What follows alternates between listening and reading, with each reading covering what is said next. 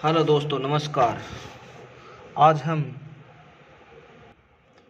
आज हम आपको एचएसएससी एचएसएससी का अकाउंटेंट का जो मेन पेपर है उसमें जो 70 नंबर का पेपर आएगा उसका कुछ पोर्शन आपको कराएंगे। जैसे इसमें बहुत सारे लॉ हैं, मैं आपको दिखा देता हूँ। ये देखिए, जैसे इसमें 73 टॉपिक हैं। एक ये हो गया अकाउंटिंग का, हो गया माइक्रो इकोनॉमिक्स का, हो गया, ऐसे करके 73 टॉपिक हैं। यहाँ तक 73 है। तो अब एक बीकॉम और एमकॉम ने ये सब्जेक्ट नहीं पढ़े, क्योंकि ये लॉ है। ये सीएस में है। किस में है? सीएस में। और इन्होंने क्या मांग रखा है कि स्पेशल हमारा अकाउंटेंट क्या होना चाहिए? ICAI यानी institute of chartered accountant of India की गाइडलाइन यानी सीए के बराबर होना चाहिए। एक तो ये पॉइंट है, प्लस ये बीकॉम और एमकॉम के retail management, business environment, human resource management और सप्लाई चेन मैनेजमेंट, ये सारे टॉपिक किसके हैं? ये सारे बीकॉम के हैं और एमकॉम के हैं। अब देखो, अब मेन पॉइंट क्या है कि जैसे स्टैटिक्स है, ये भी यूज़ की है। तो मेन पॉइंट कहाँ आता है? Business law. इसके अंदर भी ये देखो, वो तो लेबर लॉ था और इसके अंदर ये बिजनेस लॉ में contract act, sale of good act, ये सीए का है। ये पोर्शन सीए का है। ये पोर्शन सीए का है।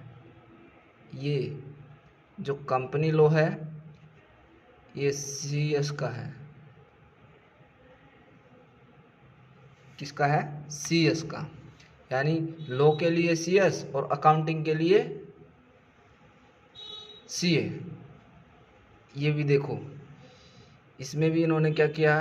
अकाउंटिंग स्टैंडर्ड, यानी ये इंटर के टॉपिक हैं।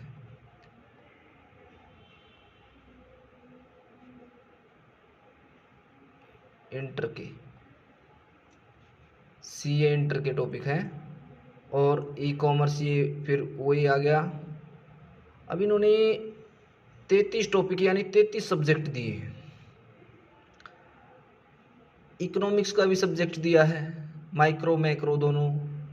बिजनेस मैनेजमेंट एक सब्जेक्ट हो गया। और पेपर टोटल 70 नंबर का, यानी एक सब्जेक्ट में से 2 ही नंबर के आएंगे। और जो बीकॉम पास आउट है या एमकॉम पास आउट है वो सीए का पोर्शन तो कर ही नहीं सकता, ना ही सीएस का पोर्शन कर सकता।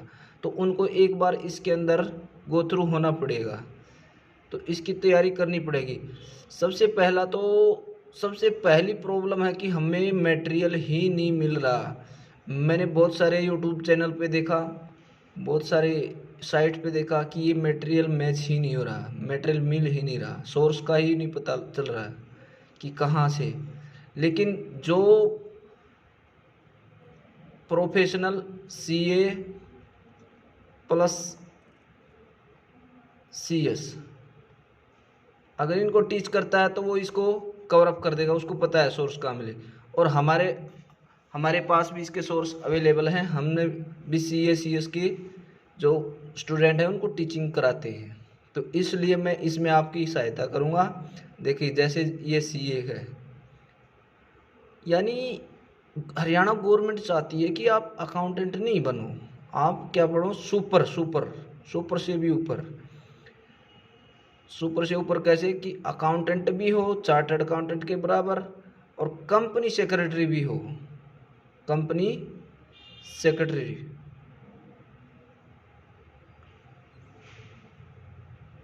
इसके अंदर जैसे ये कॉरपोरेट गवर्नेंस है, इस गवर्नेंस के अंदर ये देखो पावर ऑफ कमेटी, ये सारा सीएस का काम है। Credit rating, inside trading, SEBI, ये कॉरपोरेट गवर्नेंस एक चैप्टर है किसका, सीएस में, सिक्योरिटी मार्केट का। और इन्होंने स्पेसिफिकली बोला भी हुआ है, देखो ये स्टॉक मार्केट आ गया, यानी सेबी गाइडलाइंस, ये भी सारा लॉ है जिसमें LODR ऐसे ये सब पढ़ाया जाएगा। लेकिन इसमें मेन पॉइंट क्या है कि ये टैक्स है, टैक्स में भी काफ़ी अमेंडमेंट हैं, GST है, इसमें भी काफ़ी वो है अमेंडमेंट। फिर FM का भी टॉपिक है, कॉस्ट काउंटिंग का भी टॉपिक है, और ये अकाउंटिंग स्टैंडर्ड। और मैं आपको दिखा देता हूँ कि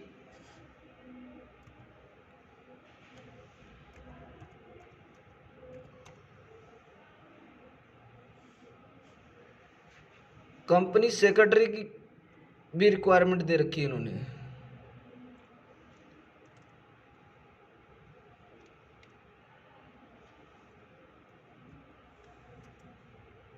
देखो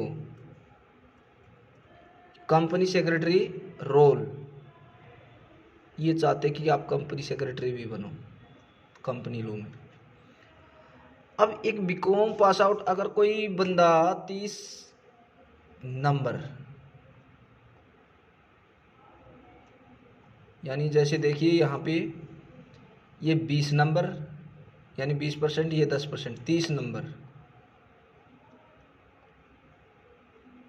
तो ये प्लस अगर बीकॉम पास आउट है तो वो कम से कम ज़्यादा से ज़्यादा 4 सब्जेक्ट में एक्सपर्ट होगा, और जिसने CA का टेस्ट दिया या CPT वगैरह है तो उसने ज़्यादा से ज़्यादा CA वाले लो यानी 3 लो किए होंगे, कॉन्ट्रैक्ट एक्ट और सेल एक्ट और पार्टनरशिप। तो पेपर कितना रह गया, यानी हम मान के चलते हैं कि 50 नंबर पे सभी खेल रहे हैं। कितने नंबर पे, 50 नंबर पे, और 50 नंबर पे सभी खेल रहे हैं, तो इसका मतलब क्या है कि 50 नंबर आप आउट ऑफ रेंज, और फिर कहेंगे कि आपका रिजल्ट नहीं आया। तो इसके लिए हमने क्या किया कि एक बैच स्टार्ट कर रहे हैं। ये हम इतना लेट इसलिए स्टार्ट कर रहे हैं क्योंकि हमने सोर्स प्लस जो इन्फॉर्मेशन है, मेरे कुछ दोस्त हैं उन्होंने कहा कि हमें मटेरियल नहीं मिल रहा, तो मैंने इस पर रिसर्च किया और मैंने देखा कि यूट्यूब पे भी इसका कोई कंटेंट नहीं है। वही घिसा पिटा बीकॉम वाले MCOM वाले वही पढ़ा रहे हैं, भाई अकाउंटिंग पढ़ा दिया, थोड़ा बहुत मैनेजमेंट पढ़ा दिया, बस यही। लेकिन तुम्हें लॉ कोई नहीं पढ़ा रहा, लॉ।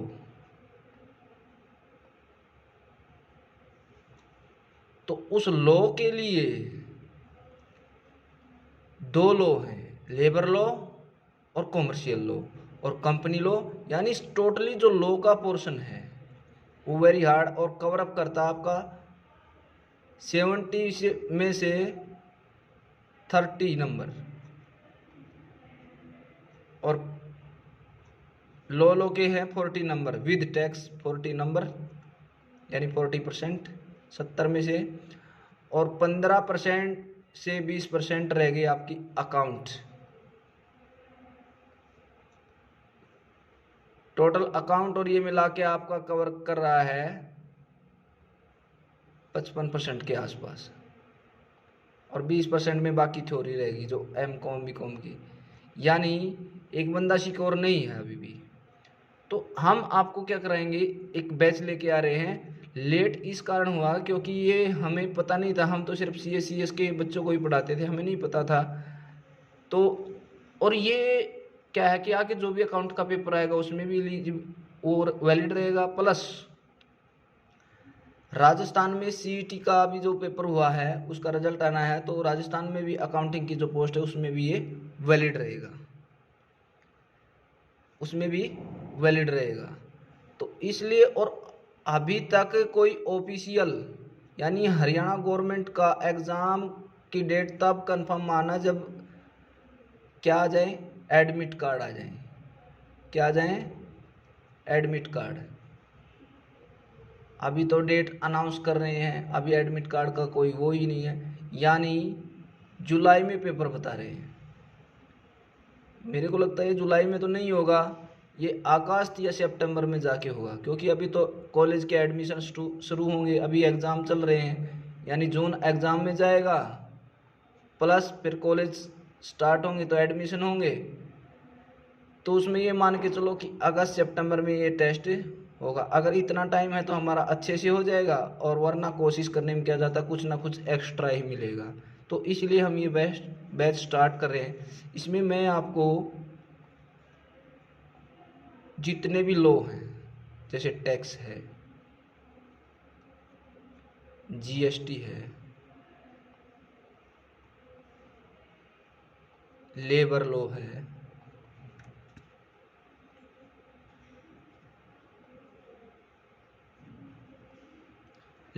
है, और कॉमर्शियल लॉ, ये जितने भी लॉ के पोर्शन हैं, प्लस अकाउंटिंग के पोर्शन हैं, जैसे अकाउंटिंग है, प्लस मटेरियल तो है ही है, एक क्वेश्चन बैंक भी है हमारे पास रेडी। हमने क्वेश्चन बैंक किया है जिसमें लगभग 20 टेस्ट होंगे, और ये क्वेश्चन बैंक हमने जो हम नहीं पढ़ाते, यानी मैथ और स्टैट्स के क्वेश्चन भी इसमें अवेलेबल होंगे। हमारी टीम ने इसको एफर्ट करके बनाया है, हम ये प्रोवाइड करेंगे। यानी आपको क्या क्या मिलेगा, नोट्स मिलेंगे, यानी किसी के पास मटेरियल नहीं और हम आपको देंगे नोट्स, यानी पूरा मटेरियल मिलेगा, प्लस क्वेश्चन बैंक मिलेगा। तो ये इस बेस पे हम स्टार्ट कर रहे हैं। तो आज हमारा पहला ही लेक्चर है, इंट्रोडक्टरी लेक्चर। इसमें मैं आपको कुछ ओवरव्यू बता देता हूँ। जैसे एक लेबर लॉ के अंदर एक एक्ट है हमारा फैक्ट्री एक्ट, ये सीएस का ही वो है, सीएस से हमने कवर किया है। फैक्ट्री एक्ट 1948 यानी 1948 में आया था। अब ये किस पे लागू होगा, नाम ही फैक्ट्री है तो फैक्ट्री पे लागू होगा। Factories and consolidate amend regulation factory act, यानी इसका ऑब्जेक्टिव क्या था, मेन ऑब्जेक्टिव था फैक्ट्री का, to ensure equitable safety of measure of promote health. यानी पहले क्या था, आज़ादी से पहले ऐसे ही लोगों से काम लेते थे फैक्ट्री वाले, और उनकी हेल्थ का, उनका वेलफेयर का, उसके बारे में कोई काम नहीं करते थे। तो उसके लिए लेके आए थे, जैसे हेल्थ है भाई, उनका रहने का स्टैंडर्ड है, एनुअल लीव क्या रहेंगी, छुट्टियां क्या रहेंगी, वेजेस के साथ कितनी रहेंगी, यानी बच्चों को काम पे लेके आए तो किस लेवल का हो, एडल्सेंट है, चाइल्ड है, तो इन सब को लेके उन्होंने जो लेबर वर्क है उसके लिए ये एक्ट लेके आए गवर्नमेंट 1948 में, आज़ादी से पहले।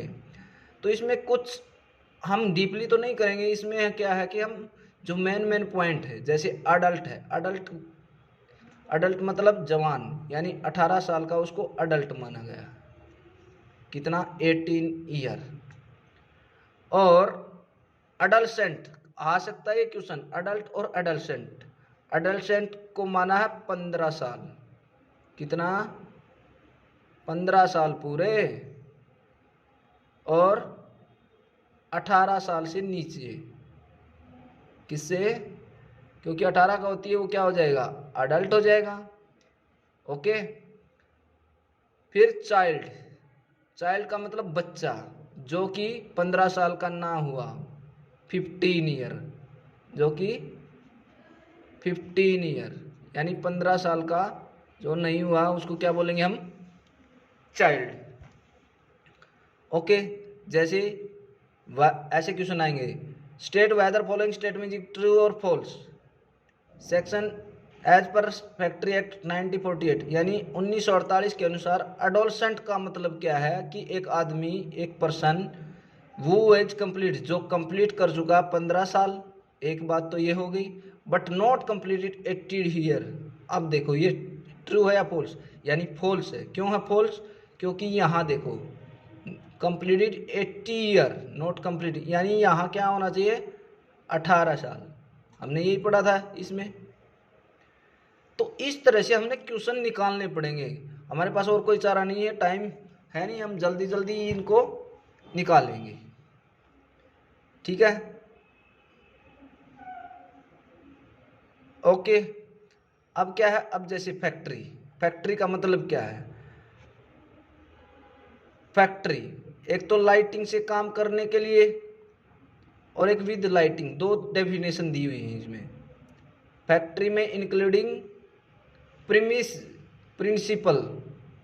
अब देख क्या क्या शामिल है, जहां पर 10 आदमी 10 और more worker working any working day, यानी किसी भी दिन 12 महीने के अंदर वो काम कर रहे हैं, किसमें? एनी मैन्युफैक्चरिंग प्रोसेस में, कुछ बना रहे हैं, मैन्युफैक्चरिंग कर रहे हैं। कैरिड विद एड पावर, यानी बिजली के साथ, एड पावर का मतलब बिजली के साथ, और ऑर्डरिंग कैरिंग। और जहां पे 20 या उससे ज़्यादा और मोर है ये, working work or working were working any day, पिछले विदाउट एड पावर, यानी पिछले 12 महीने में अगर कोई 20 आदमी काम कर रहे हैं किसी मैन्युफैक्चरिंग यूनिट में, तो उसको क्या मानेंगे? 20 आदमी वाले को बिना पावर के, उसमें लाइटिंग का काम नहीं है, लाइटिंग के थ्रू काम नहीं हो रहा, तो उसको मानेंगे फैक्ट्री। अगर जहाँ पर लाइटिंग के साथ भी काम हो रहा है, तो वहाँ अगर 10 आदमी भी काम कर रहे हैं तो भी उसको क्या मान लिया जाएगा? फैक्ट्री। तो इस डेफिनेशन में से भी एक क्वेश्चन बन सकता है। अब एसेंशियल ऑफ फैक्ट्रीज की विशेषताएं क्या है? देखो अब इसमें क्या है, बट डज नॉट इंक्लूड, इसमें अगर कोई माइनिंग है, माइनिंग का मतलब खदान, तो माइनिंग एक्ट कवर करेगा उसको। Belonging to force in union, railway, running shed, hotel, insurance, ये सारे इसमें शामिल नहीं होंगे। क्या? फोर्स ऑफ यूनियन और रेलवे रनिंग शेड, ठीक है, जो ये रेलवे स्टेशन है, रनिंग शेड का मतलब ये। एसेंशियल क्या फैक्ट्री की? प्रीमिस होनी चाहिए, there must be manufacturing process होनी चाहिए, किसी भी साल में यानी 12 महीने के अंदर किसी भी दिन वो 10 वर्कर या फिर 20 वर्कर काम कर रहे हों। इसमें क्या क्या शामिल नहीं होंगे, ये क्वेश्चन बन सकता है। Railway, running shed, mining, mobile armed force, mobile unit of armed force यानी आर्मी का, और होटल, ईटिंग प्लेस, रेस्टोरेंट, ये शामिल नहीं होंगे। ओके, ये प्रीमिस की दी हुई है, ये हमारे काम की नहीं है, ये हमारे काम की नहीं है। 10 और 20 वर्कर ये काम की हो सकती है, क्योंकि इसके बेस पे ये चल रहा है। थर्ड एसेंशियल क्या है? कंटेंट फैक्ट्री मीन्स 10 और more worker employed in a previous using power, 20 और more worker employed in not using power. ठीक है, ये तो कोई दिक्कत नहीं। Where 7 worker were employed in a premise, where the process is convert paddy into rice by mechanical power was carried same premise. ये देखो, ये एक पॉइंट है, इसका एक्सेप्शन आ गया कि जहां धान, यानी देखो ये राइस किससे, वर्कर इन कन्वर्टिंग पैडी, धान को चावल में कन्वर्ट करते हैं मैकेनिकल पावर के द्वारा। ठीक है, 3 person were temporary employed for repairing of any part of machinery and which has gone out of order but manufacturing was going on is held since their 3 temporary worker were consequently 3 were 10 worker working premise।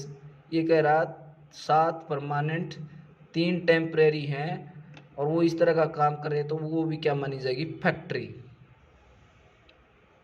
अब factory में क्या क्या ऊपर दी थी, there must be premise, business हो manufacturing का, और there must be more worker manufacturing processing being carrying add there is electronic data of processing. ये क्या नहीं है, इसकी विशेषता नहीं है। तो ए बी सी इसकी क्या होगी, विशेषताएं। ठीक है, अब आगे मैन्युफैक्चरिंग में ये क्या है, ये नहीं आएगा भाई किसी भी का भी शेप चेंज करना, कैसे भी बनाना, कच्चे माल से पक्का माल बनाना, ये सारे इसके अंदर आएंगे। ये 15-20 आइटम है, तो ये नहीं आ सकता। ये कोई केस हुआ था उसके बारे में, ये हमारे लिए रेलिवेंट नहीं है।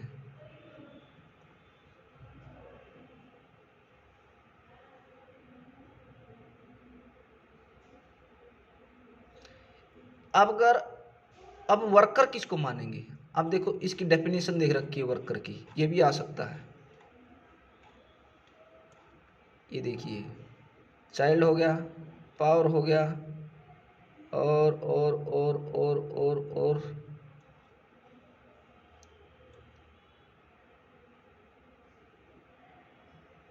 देयर मस्ट बी एम्प्लॉयड, ये भी हो गया। अब ये देख क्या कह रहा है, state the following is true और false. Price rate worker are consider to be worker as per definition of worker in the factory rate. Yes, चाहे प्राइस रेट दे उसको, चाहे पीस रेट दे, ये पीस रेट है, चाहे पीस रेट दे, चाहे hourly rate दे। देखो वेजेज रेट के दो तीन तरीके हैं, हावरली, पीस रेट और फिक्स। ठीक है, तो अगर कैसे भी दे रहा है, तो अगर है तो वर्कर ही वो, तो उसको भी वर्कर काउंट करेंगे।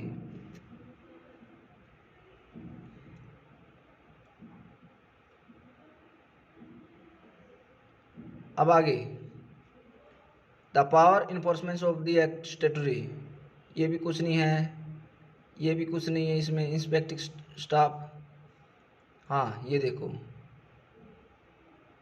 विच authority carrying the administration of factory act under the supervision of state government. State government में कौन स्टाफ है उसका, कैरिंग सर्जन है, और लेबर ऑफिसर तो काम नहीं करेगा इसमें, सेफ्टी ऑफिसर ये करेगा। अब देखिए कहाँ से है स्टेटरी, ये इधर देखो, स्टेटरी में क्या आएगा, इंस्पेक्शन यानी इंस्पेक्टर, सर्जन मतलब डॉक्टर, उनको जो देखने वाला हेल्थ के लिए, वेलफेयर ऑफिसर जागरूकता के लिए, भाई तुम्हारे अधिकार हैं, राइट क्या है, सेफ्टी ऑफिसर क्या करता है, चेक करता है कि प्रॉपर पानी की सुविधा और जो भी सुविधा है उसे रहने की, खाने की, पीने की वो है या नहीं।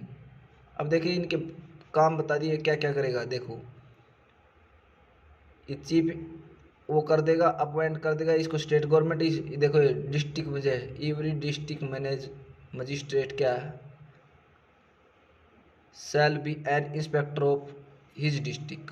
ओके, इंस्पेक्टिंग स्टाफ में ये आ जाएगा। अब स्टेट गवर्नमेंट में क्या है, additional inspector certain area inspection appoints. Okay, तो अब इसमें देखो इंस्पेक्टिंग स्टाफ ये हो गया।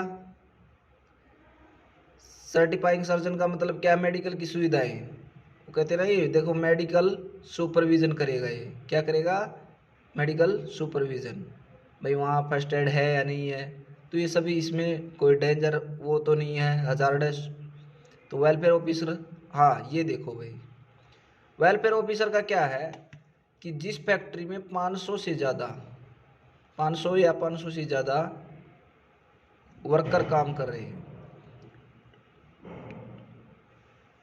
एम्प्लॉयड हैं, तो वहाँ वेलफेयर ऑफिसर उनके अधिकार हनन ना हो उसके लिए बनाया जाएगा, उसके लिए अपॉइंट किया जाएगा। देखो ये 500 और मोर वर्कर, तो ये क्वेश्चन आ सकता है कि वेलफेयर ऑफिसर या सेफ्टी ऑफिसर कब कब अपॉइंट किएगा। सेफ्टी का मतलब जहाँ पे 1000 वर्कर काम कर रहे हैं वहाँ एक सेफ्टी ऑफिसर अपॉइंट किया जाएगा। डायरेक्टिंग ऑक्यूपाई जहाँ 1000 वर्कर काम कर रहे हों। ओके, ये सारी चीज़ें होने के बाद approval of license and registry of factory, तो सबसे पहले गवर्नमेंट को एप्लीकेशन देना पड़ेगा। Submission a plant and class of factory chief inspector to state government, दे दिया एप्लीकेशन। सबमिशन का मतलब एप्लीकेशन देना। फिर उसके बाद वो इंस्पेक्टर चेक करेगा, स्टेट गवर्नमेंट या inspector, for the site which factory situated construct and, जहाँ भी वो बनानी है उसको वो चेक करेगा, वहाँ इन्वायरमेंटल कंडीशन क्या है, हेल्थ का क्या रहेगा, इस तरह की। फिर considering application for permission and submission the plan specification, फिर वो एप्लीकेशन जो परमिशन के लिए है वो अपने सबमिट कर देगा। नेचर ऑफ प्लान, प्लान को देखेगा, उसकी अथॉरिटी सर्टिफाइड करके आएगी, फिर रजिस्ट्रेशन ऑफ लाइसेंस फैक्ट्री का वो इशू कर देगा। Fee payable registration of licence for renewal, और बता देगा कि इतनी फीस लगेगी, वो रिन्यूअल के टाइम वो भी देनी होगी। Licence is not granted renew unless notice specified under section 7, अगर उसके अंदर नोटिफाइड नहीं किया तो वो रिन्यू नहीं करवाना।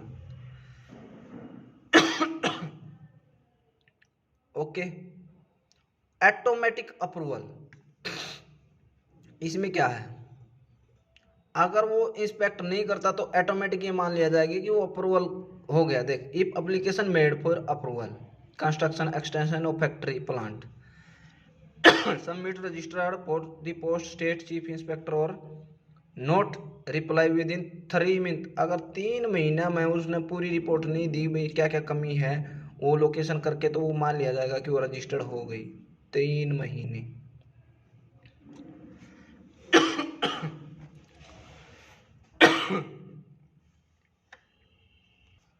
देखिए, अगर वो ग्रांट नहीं करता, मना कर देता है, कौन, चीफ इंस्पेक्टर मना कर देता है स्टेट गवर्नमेंट का या चीफ इंस्पेक्टर, तो हम क्या करेंगे, हम हार नहीं मानेंगे, उसको फिर 30 दिन के अंदर एक एप्लीकेशन फाइल करेंगे, अपील फाइल करेंगे। क्या करेंगे, refusal appeal to central government in the order of state government, या फिर state government in the order of authority, इनको अपील करेंगे।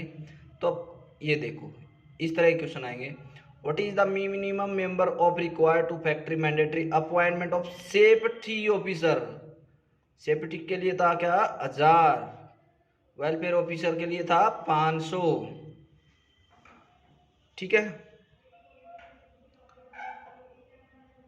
नोटिस बाय अक्वायर, अक्वायर क्या करेगा, नोटिस देगा, क्या, किस चीज का, impose the obligation of acquire of the factory return notice contain the prescribed particular chief inspector at least 15 दिन पहले एक नोटिस देगा, begin to occupy premise and factory at least 30 days before the resumption of work seasonal factory। ये कह रहा है जो 180 दिन तक काम कर रही है तो उसके लिए 15 दिन का और बाकी 30 दिन का एक नोटिस देगा कि पहले वो चेक करेगा कि भाई वहाँ पे आप करो या ना करो, उस नोटिस में ये चीज़ें होंगी, ये आपके काम की नहीं है, ठीक है। और कोई काम, अब ये देखें ये question, which can to which authority can be appeal to be made if chief inspector is not grant, अब चीफ इंस्पेक्टर ने ग्रांट नहीं करा फैक्ट्री को तो स्टेट गवर्नमेंट में जाओ, क्योंकि इंस्पेक्टर तो स्टेट गवर्नमेंट का, अगर स्टेट गवर्नमेंट मना कर दे तो सेंट्रल गवर्नमेंट के पास जाओ, ठीक है। अब ये हेल्थ का देखो, हेल्थ में क्या होना चाहिए, सफाई का ध्यान रखेंगे, तो सफाई के नॉर्म है, तो ये इतना वो नहीं, हमें वेस्टेज दूर होना चाहिए, ठीक है, टेम्परेचर सही होना चाहिए, तो ये इसके पैमाने हैं।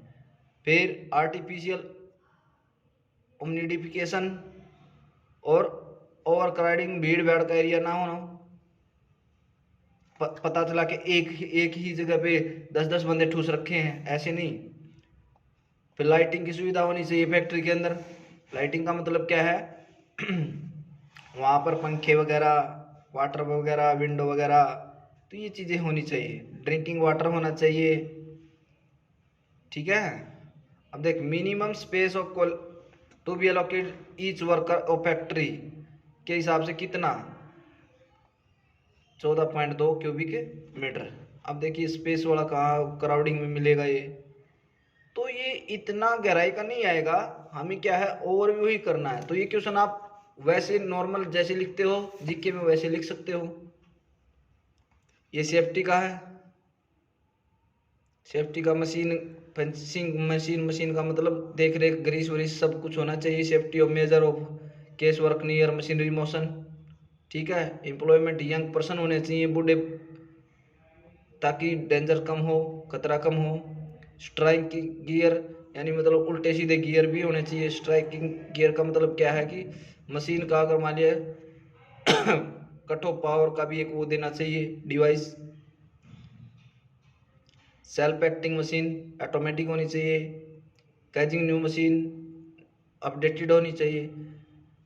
ये देखो यार, fencing of machinery is use for motion and note obligation under section 21 of factory. ये वैसे ही दे दिया लेकिन ये गलत है, और इस तरह के हमने क्वेश्चन पे ध्यान भी नहीं देना, ठीक है। तो इसमें से दो ही क्वेश्चन बनते हैं, एक तो सेफ्टी ऑफिसर और एक वो वेलफेयर ऑफिसर, प्लस दो और पॉइंट की करने थे वो इंस्पेक्शन वाले, हेल्थ का और ये। तो इस तरह के क्वेश्चन बनेंगे। देखो इसमें production in case of fire तो ये सारे इसमें डिस्क्लोज किए गए हैं। वेलफेयर में वॉशिंग फैसिलिटी, नहाने धोने की, बैठने की, ड्राइंग क्लॉथ कपड़े धोने की, तो ये सारी क्या है वेलफेयर की। फर्स्ट एड की, फर्स्ट एड अपीयरेंस, ओके। तो एक शेल्टर रूम, इसमें से क्वेश्चन आ सकता है। शेल्टर रूम, रेस्ट रूम या लंच रूम जहां पर 150 वर्कर काम कर रहे हैं, कहां पर 150। Should make adequate shelter room, lunch के लिए ड्रिंकिंग वाटर होना चाहिए, ओके। तो ये क्वेश्चन ये बन सकता है। फिर एक क्वेश्चन और था इसमें जहां पर 30 औरतें काम कर रही हैं तो उसके लिए अलग से रूम होना चाहिए। Facility to suitable room for to provide the maintain the usual children, उसके बच्चों के लिए जो 6 साल से एज तक के हैं, जो 6 साल या 6 साल से नीचे की हैं, उसके लिए अगर 30 वुमन काम कर रही है तो वहां एक लेडीज रूम होना चाहिए। तो ये क्वेश्चन आ सकता है। देखो यहाँ use of the following is not come under the welfare chapter, ये भी है। वॉशिंग भी है, वॉशिंग फैसिलिटी है नहीं, धोने की इसमें नहीं है। ड्रिंकिंग वाटर है, सीटिंग है, फर्स्ट एड है, ये सारे हैं। तो वॉशिंग फैसिलिटी किस में थी, ऊपर वाले में थी, ये इसमें थी।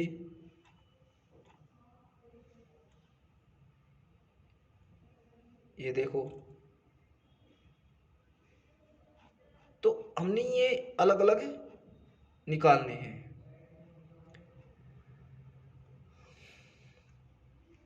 तो आज के लिए अगर आपको समझ में आया हो, अब देखिए ये आ गया, वो is the chairman of site appraisal committee. तो ये अप्रेजल कमेटी है जहां पर डेंजर्स मतलब खतरे का काम है, जैसे बिजली वाला है, कोयले का, खदान का है, तो वहाँ चेयरमैन अपॉइंट का। चीफ इंस्पेक्टर स्टेट वो shall be it's chairman, state का जो चीफ इंस्पेक्टर होगा वो स्टेट वहाँ का वो क्या होगा, चेयरमैन, ठीक है। तो ये उसके बारे में दिया हुआ है। कंपल्सरी इंफॉर्मेशन अकोपायर, तो वो सारी रिपोर्ट देता रहेगा। तो अब इसमें देखो, वो is the chairman of site appraisal committee, chief inspector of state आ गया।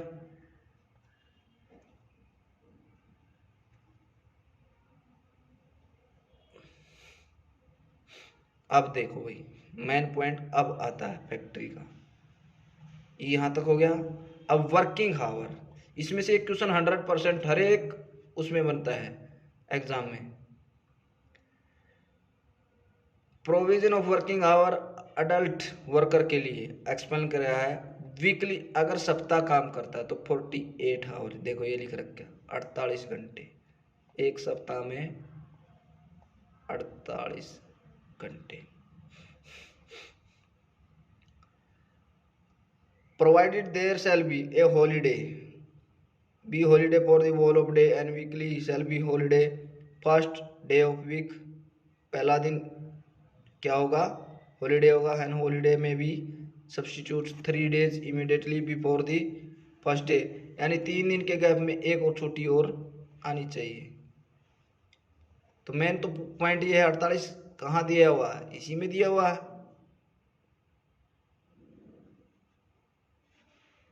If the subject to condition 2, देखो डिले, अगर ओवर टाइम कर रहा है तो उसका क्या इफेक्ट रहेगा, डिले, ठीक है।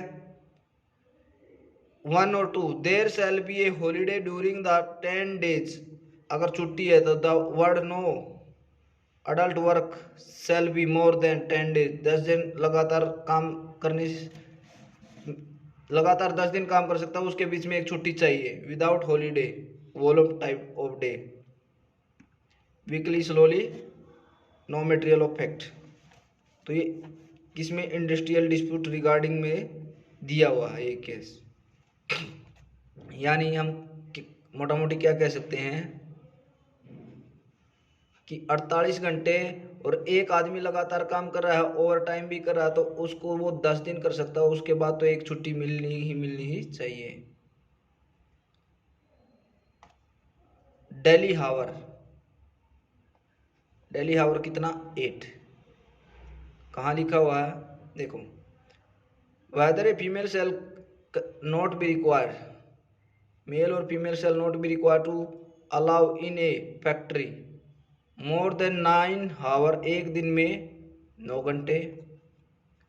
इन other word daily hour should be adjusted, it is total weekly not exceeding 48 hour, यानी एक दिन ज़्यादा से ज़्यादा 9 घंटे काम कर सकता है, और टोटल सप्ताह में 48 ही घंटे होने चाहिए, यानी 4 दिन, यानी 5 दिन अगर 9 घंटे काम करे वो सिर्फ, तो 45 5 दिन के प्लस 3 दिन और 5.25 दिन काम करे। अभी कह रहा है लाइबिलिटी ऑफ एम्प्लॉयर की लाइबिलिटी है कि अगर वो एक्स्ट्रा काम करता है लॉन्गर हावर विदाउट एक्स्ट्रा पेमेंट, तो फैसिलिटी उसको गिफ्ट दिया जाए, यानी एक्स्ट्रा वेजेस दी जाए, उसको रेस्ट की सुविधा होनी चाहिए। तो मैंने यही था कि एक दिन में ये क्वेश्चन आ सकता कि कितने घंटे, 9 घंटे, 9 और टोटल 48 घंटे।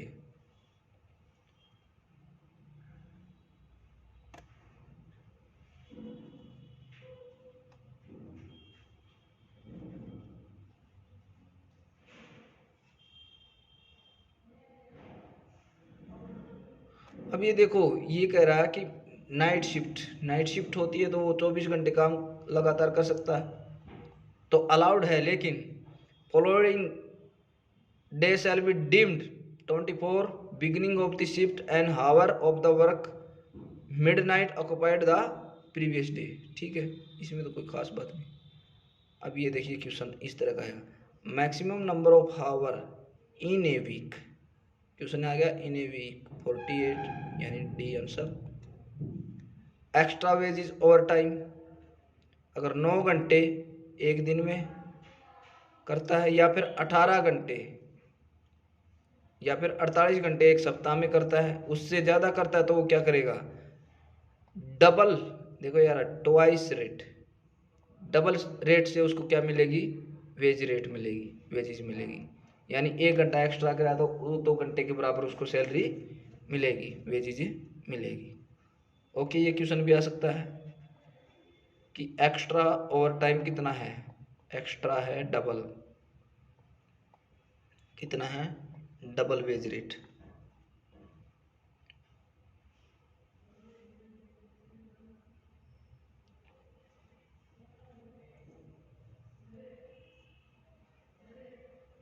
और इसमें कुछ खास वो नहीं है। अब ये देखो, हु इज लाइबल टू पे the fees of certificate fitness, आपको पैरो फैक्ट्री सर्टिफिकेट फिटनेस तो वही देगा। तो सर्टिफिकेट ऑफ फिटनेस का मतलब क्या है कि भी इन्होंने हर बार इंस्पेक्शन करवाना होता है। तो वो डॉक्टर है, सर्जन है, वो जितने भी ऑफिसर ऊपर थे, सर्जन था, वेलफेयर ऑफिसर था, सेफ्टी ऑफिसर था, वो अपनी रिपोर्ट देते हैं। तो उसके लिए फीस जो बनती है वो पेमेंट करनी पड़ेगी किसको, एम्प्लॉयर ने पेमेंट करनी पड़ेगी गवर्नमेंट को। देखिए रहा, सर्टिफिकेट वैलिड होगा 12 महीने के लिए। ये क्वेश्चन भी बन सकता है।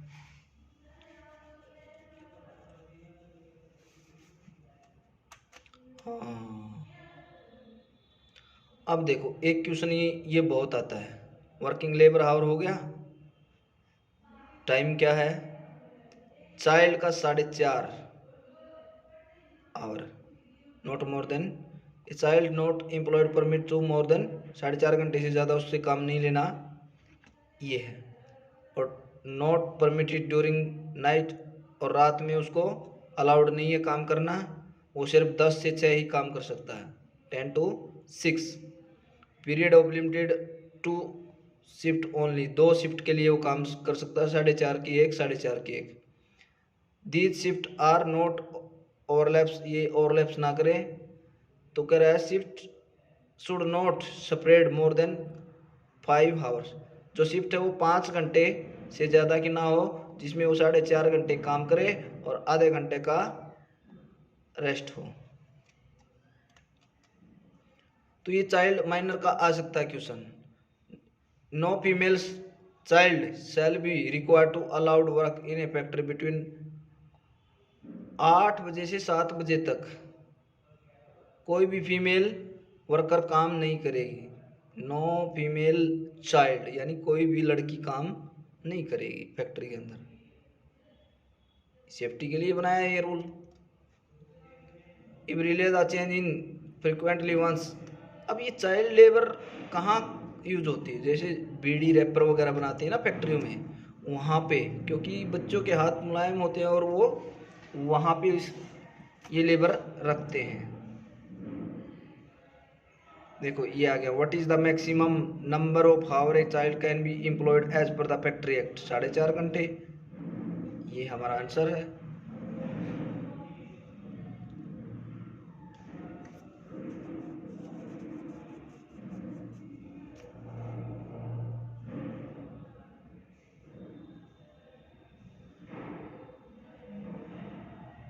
हाँ भाई ये देखो, what is the penalty payable किस पर, गार्जियन या पेरेंट्स पर, provide double employment of a child, अगर चाइल्ड को डबल एम्प्लॉयमेंट में, देखो ये रहा, penalty to permitted a double employment in child, अगर 2 जगह काम पे लेके जाती है उसको तो 1000 रुपये पेनल्टी है।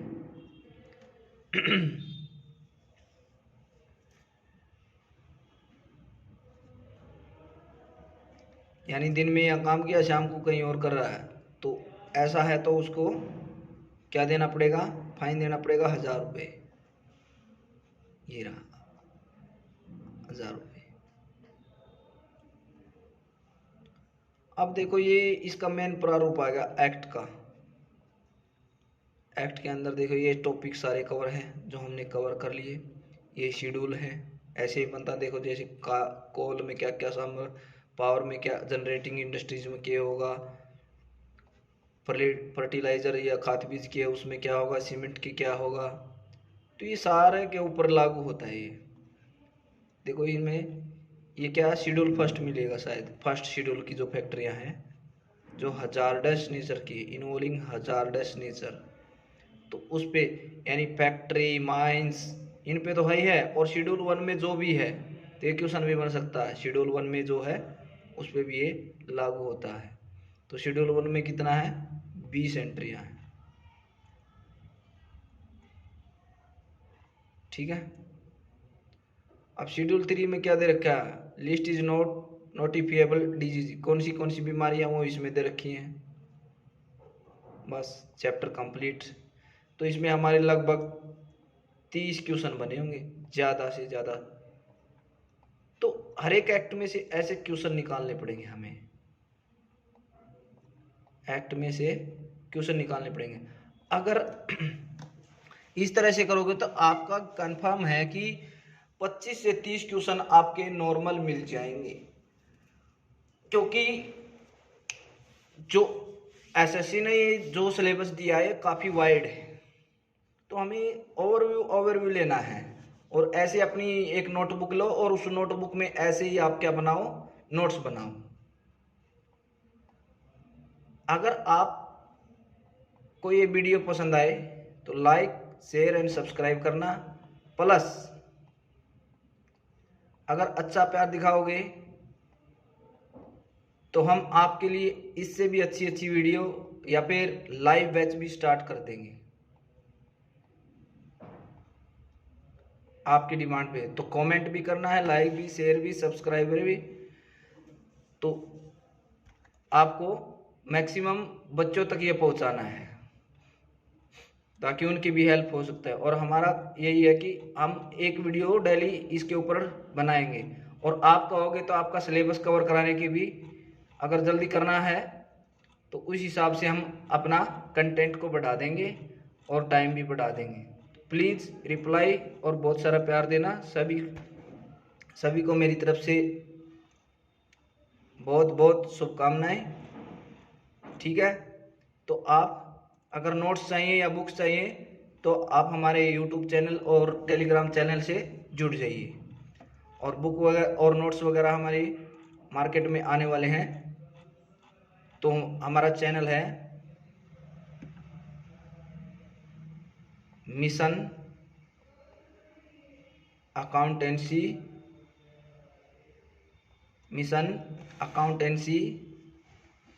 With Amit sir. सो धन्यवाद, आप अपना टाइम निकाल के हमें टाइम दिया, धन्यवाद इसके लिए। जय हिंद।